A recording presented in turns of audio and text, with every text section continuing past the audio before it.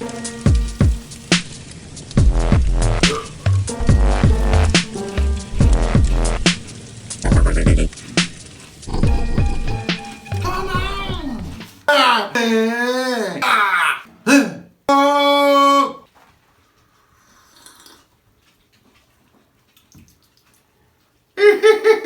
programs. This is Anger-induced here, Dungeons and Dragons. Welcome back to another dope episode. How to play D&D like a big old badass. We're going to talk about the most poorly brandished term in all of gaming. And we're going to talk about over Melba toast and Gouda cheese. Damn, Melba, you crunchy. No wonder they call that cheese Gouda. Welcome back to another Fireside Chat. Your old buddy Hankrin here. You guys, we're gonna rage out right now. We're gonna just go off with nothing left behind. It's a slash and burn policy. Fuck it. We're gonna own fools right now. We're gonna talk about OP. Forward on the video, and this could be a little more gentle. I've noticed that in recent weeks and months, I'm getting too gentle. Delicious. Too accommodating. You know, this is okay and that's okay and this is cool and that's so cool. No! I'm not going to be whack. All right, how are we going to do it in this particular context? We're talking about the term OP. Overpowered. You guys have all heard it. I don't care what dimension or realm of gaming you're in, you have heard the term OP. You cannot go a single game session. I don't care what game. You could be playing Parcheesi with 60-year-olds. They'll tell you that the D6 movement rule is OP. It lets you move too far. I want to get started by giving a massive shout out to my man David Owens from the ICRPG Google Plus community, who stone cold dropped knowledge on this topic, and I want to bring it right to the forefront. Why am I so worked up about it? It's not because the statement, it's because the implicit statement. The implicit statement, when people say, whoa, that's OP, is I don't like it and that should be changed. Okay? Hey, now fine. If you want to say that, I don't like that and that should be changed, hey, we have a discussion on our hands. Okay, great. Tell me why you don't like it. Tell me what we should change it to. Provide me with an alternative. Now we have a discussion. But if you say, oh man, boy, that shit is OP, you are nothing. You are a paint sponge, my friend, to be used once for texture and discarded. Gouda and Melba. Two nouns that end with A. Not very common. Why now, Hankrin? Why is it getting to you now? Why is it driving you crazy now? Are you lashing out at people who recently said something was OP? No, it's the opposite. I've been working on my own RPG system, right? But that's not what this video is about. But in the course of doing that, these little bubbles of statistical combination arise, right? As with any system. And with the small mind, you say, that's OP. But luckily, I am surrounded by all these awesome people who didn't see it as OP. They took that as a little bit of a starting assumption and then started doing work. Okay. You're looking at statistical occurrences in your game. You don't get the luxury of saying something like, that's OP. And this is where David Owens's comments from this past week have just gotten to me, of how brilliant it was that he described the situation of an OP thing happening. Now, before I get into my 4 points, I want to give you some specifics. In Index Card RPG, there is a combo that I'm not going to mention that can dish out a shit ton of damage. And you know what? This is in every freaking game that has ever been made. Dedicated gamers are smart people and innovative people and shrewd, and they will find the places where math collides to create the so-called OP thing. You've heard this in every freaking game you have ever enjoyed of someone trying to quash your enjoyment. They'll tell you that what you're doing is OP. Because they don't have the nerve to actually reveal their implicit statement, which is they don't like it and it should be changed. That's fine. But to say that a thing is overpowered is... Thank you, fire, for soothing my soul. To say something is OP is not only to bypass your implicit statement, it's to assume that you are a superior designer to the one that is currently at play. Now, if that's the case, what I invite you to do is refine your language and bring the design improvement to the table, because my guess is the designer who is actually responsible for the game you're playing would welcome your input. And here is where we finally get to the guts. For each critique, I will eat 1 piece of Melba and 1 piece of Gouda. Point number 1. Balance. The false god of the selfish. So many times have you endured this gamer who has told you something is OP because it doesn't balance well. Because the classes aren't balanced. The items aren't balanced. The monsters aren't balanced. The stats aren't balanced. What the hell does the word balance even mean? Balance is the false god of the selfish. The implicit statement of this thing isn't balanced is actually, it's not balanced in my favor. You never hear someone using a so-called OP power complaining about its power. You hear them complaining when they're not using it. You hear them describing balance when they perceive themselves on the short end of the balance stick. Balance is the false god of the selfish.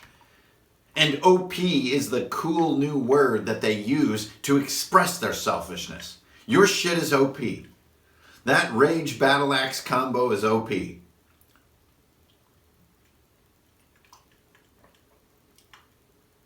On these words, because all of the explanation I can give for those words actually falls pale compared to the words themselves. Balance is the false god of the selfish. Everything should be balanced. If Frodo had the exact same power level as Gandalf, there would be no story. It's like, whoa man, the Nazgul are attacking Minas Tirith. It's okay, Frodo can repel them with a ray of sunlight. My second critique of the phrase, man, is that OP, is that damage is the key stat of the boring. 90 or more % of the time, when someone describes something as OP, they are describing damage output.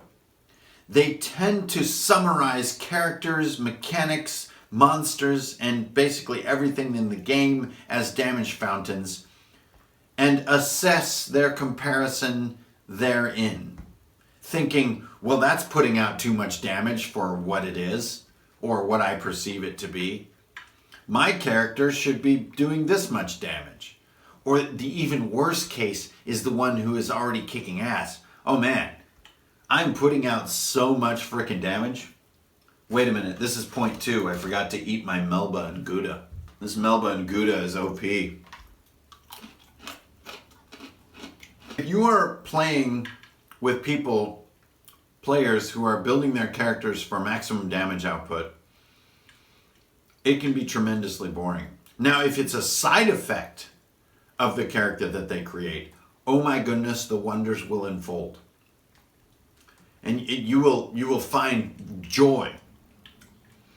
But if there's damage envy in your group needs to have tribunal. You need to have a session that is not a play session, but a discussion away from the table about the joys of underbuilding, the joys of self-nerfing, the joys of charisma, the joys of constitution, of wisdom. Not all the damage-inducing stats. There's so much more to role-playing life than damage. And it is honestly not the burden of the player to figure this out. You as the DM have to provide a game where things are interesting beside damage. I know that is a difficult standard, but that is what's happening. And I don't live up to that standard. Don't get me the wrong way with my preaching.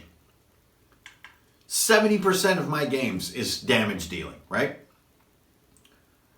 But there's something in that other 30% that is so magical if you put your mind into it, that it nerfs the damage class. It nerfs the OP damage dealer. That's my second point, my second Melba and Gouda on my critique of the term OP is that damage is the key stat of the boring role player.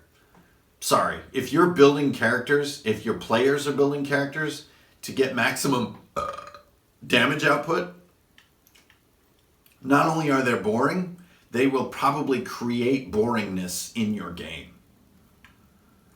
There it is. And I stand by these words. Point 3. Point 3 is tough. Point 3 actually makes the first two just look like the, drunken rantings. Point 3 gets real. Point 3 gets like Isaac Newton on this shit. Third point on the critique of the term OP.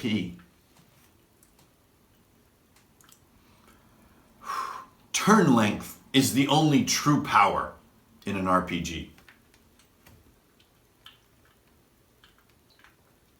Think on this. This is the root of my critique of letting play go outside of turn order. Let's say you're in town and it's time to role play, right? The loudest voice at the table will completely take over. And she will dominate the table with the time it takes her to express her turn.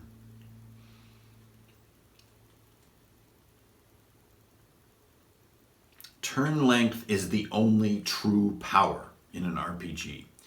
This is also where the DM must be very precise in self-discipline and in self-restraint.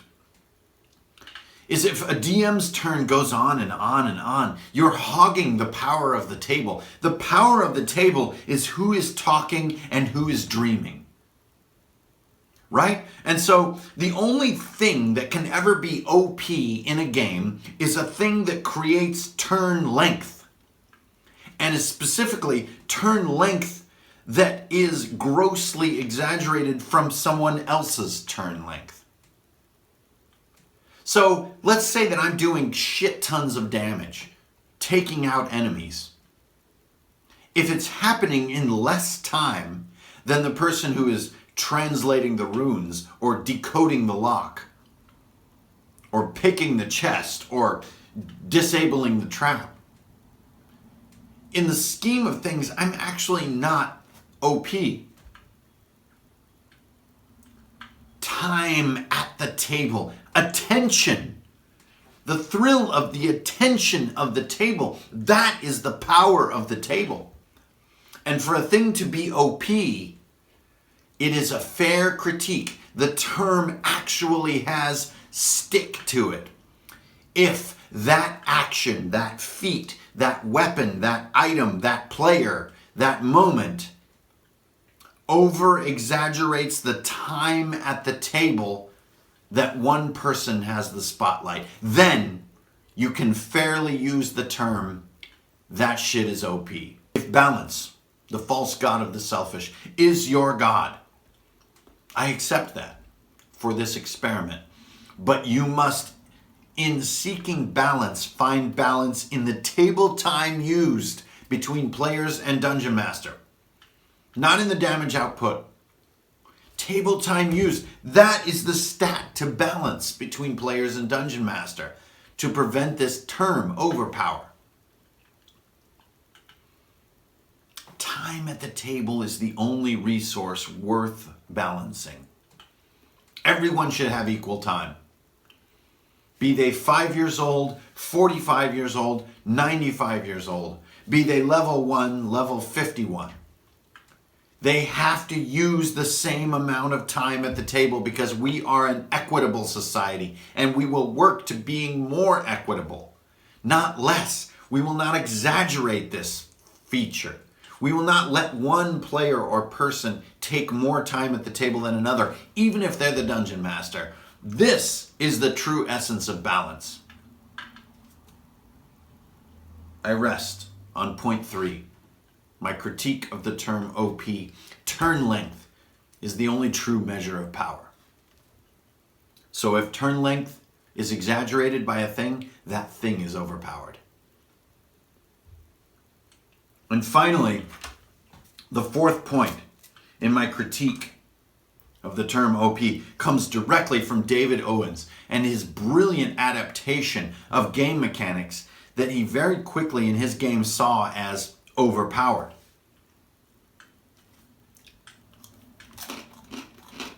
Now, it's fair to critique everything I'm saying, much like the critique of my Pathfinder conversion video, if you've seen that. The critique could be, well, the numbers fly out of control, right? You're doing too much damage, you're doing too little damage, and so on and so forth. Here I have to answer, I'm sorry, no, I don't accept those critiques.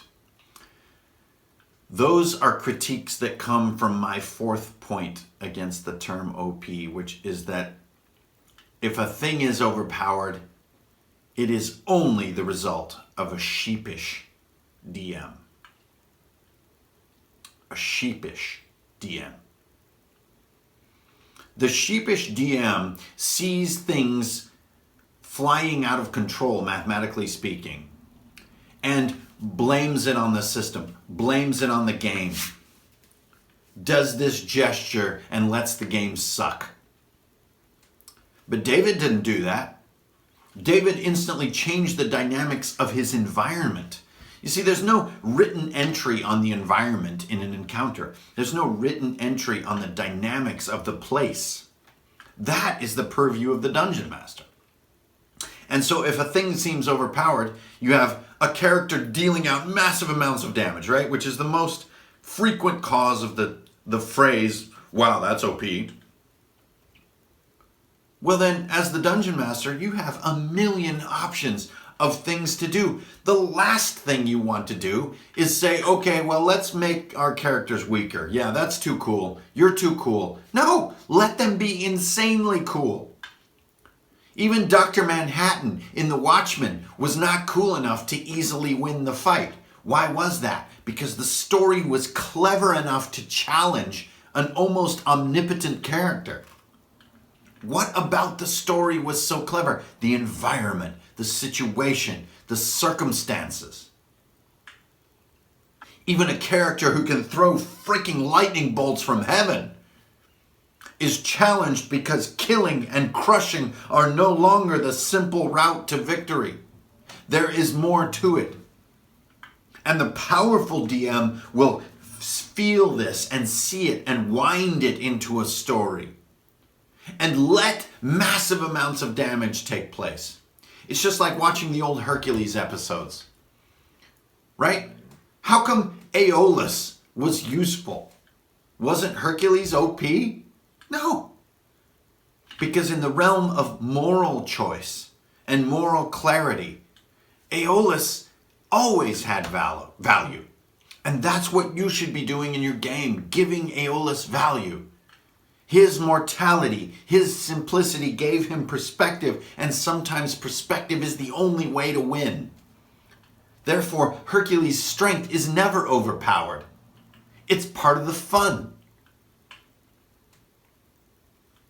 The sheepish DM will let the so-called overpowered elements crush her encounter, his encounter,